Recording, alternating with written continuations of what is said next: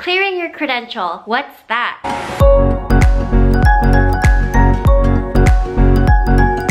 Hi everyone, welcome back to my channel. I have another teacher video for you today. I wanted to talk to you about clearing your credentials. What is it? How much is it? What happens through it? Because I'm going through it right now. So I got my teaching credentials in 2016. So after you finish your teaching credential program and you do student teaching, that's actually your preliminary credential and it expires in 5 years. So I got mine in 2016. It's now 2019. So it's been 3 years. So I have 2 more years to clear it, and then I thought, well, I feel like right now is a good time for me to just get it done in case anything happens, or let's say it takes me longer than I thought, and then I wanted to just give myself some buffer time. So I'm doing a 1-year program and it cost $4,200. Thankfully, my school has a professional development stipend. Billy, what are you doing? Look at her. She is like...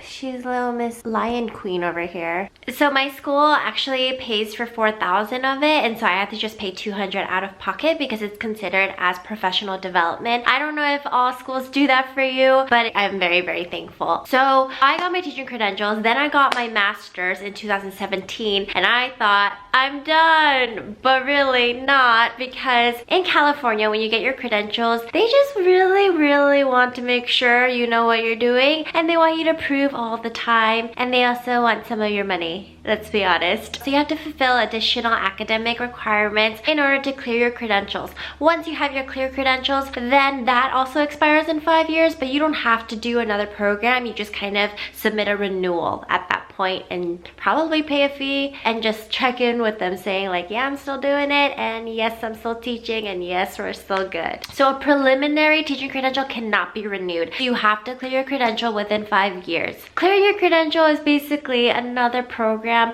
Some schools like to call it an induction program, clear credential program. I saw a lot of schools, I just googled clear credential program and just looked at all the different programs that there were. A lot of them have moved from 1 year to 2 years, but I'm the type of person who likes to get things done quick. And so my coworker told me about a 1-year program through Riverside. It's all online, so I don't need to go there. And I went to UC Riverside and I don't want to go there again. Really quick, super efficient, love it. And I'm just gonna tell you guys how I am currently going through it. So first I had to apply to get into the program. Pretty much they just want how long you've been teaching. You also need a letter of recommendation. So my head of school had to write me a letter of rec and send it to this credentialing program. And then I am set up with a mentor teacher. Pretty much all clear credential programs require you to have a mentor teacher. I have to go through the Riverside one, while some schools, they'll let you just choose someone from your school and just say, this person's going to observe me and I'm going to talk to them every week and whatnot. But for me, I had to use the Riverside ones. And so every Thursday for 1 hour, I talk on the phone and or FaceTime with my mentor teacher and just kind of talk about how things are going, what I'm trying to implement in my classroom, and all of that. So how my program works is that there are 5 cycles of inquiry. And at first I was like, what does that mean? But basically 5 cycles of inquiry means you're choosing 5 topics that you're going to implement in your classroom. My first cycle of inquiry, I chose classroom management. How I'm going to better manage my classroom in terms of routines, in terms of making sure my kids are quiet, and you're just writing everything out, typing it out, thinking of a 5-week plan. And then every week I've just been talking to my mentor teacher about what I've been doing, what's working, what's not working, and then she'll give me some advice. And it's a great time to just kind of talk to someone who is from the outside, and I can just talk to her about my school and some issues that I'm having with my students, and then we just talk about it. My second cycle of inquiry, I'm going to do differentiation.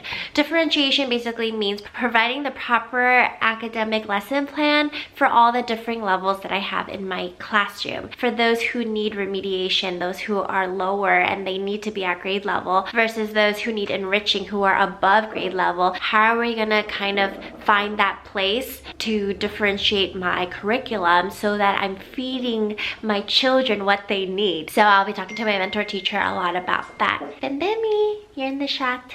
3, I'm going to be talking about engaging my students. And so that's really based on maybe I'll give my students a survey and then ask them what they're interested in and then see how I can tie that into my curriculum.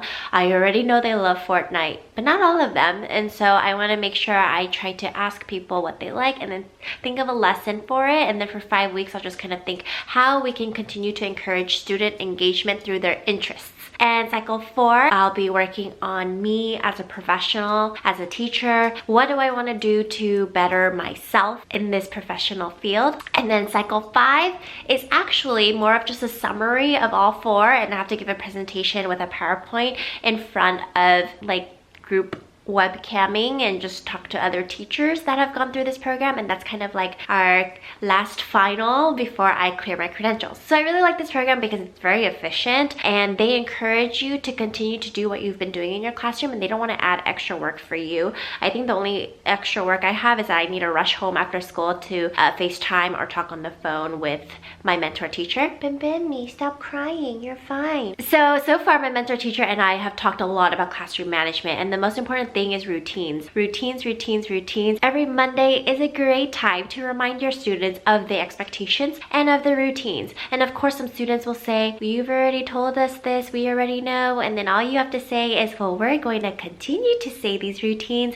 until everyone gets it. So that's what I'm working on right now. It's really not that bad. It's just I do have to fill out a form of like, where am I right now? On a scale of 1 to 5, how strongly do I feel about classroom management? And then I kind of talk about my plan, and then I'll write a reflection after this cycle, which I'm actually ending on Thursday, and then I'll move on to differentiation. So that's clearing your credential. It's really not that bad, but yes, I have to do this even though I got my master's, because your master's pretty much is just saying you took more classes than you needed to, so you hope that the school will pay you more, but sometimes it doesn't work out that way. If you like what you see, please like and subscribe, and please let me know if you have any questions, whether in the comments below or email me or Instagram message me, DM me, and I'll see you later.